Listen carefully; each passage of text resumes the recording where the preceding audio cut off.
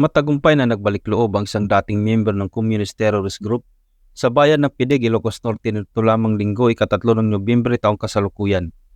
Bandang 1:00 ng hapon isinagawa ang proseso ng kanyang pagbabalik loob sa pangunguna ng Pidig Municipal Police Station, katuwang ang 1st Ilocos Norte Provincial Mobile Force Company, Ilocos Norte Provincial Intelligence Unit, 114th Special Action Company, Regional Intelligence Unit, Provincial Intelligence Team ng Ilocos Norte, 101st Maneuver Company ng RMP1, Regional Intelligence Division, Local Government ng Pidig, at mga kasapi ng religious group.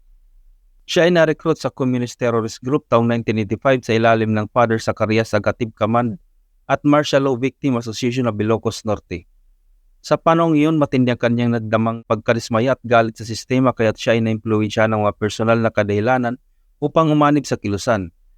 Matapos ang dekadang pakikibaka, tuluyan na niyang binitawan ang ideolohiya ng grupo, inilalang kanyang pagkakamali at nagpasyang tahakin ng daan tungo sa kapayapaan.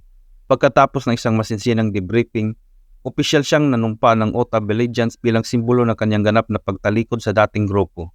Ang kanyang pagbabalik loob ay isang malaking hakbang ng pamahalaan sa pagkamit ng mas mapayapang komunidad at umaasa na mas marami pang dating rebelde ang magpasyang bumalik sa pamahalaan.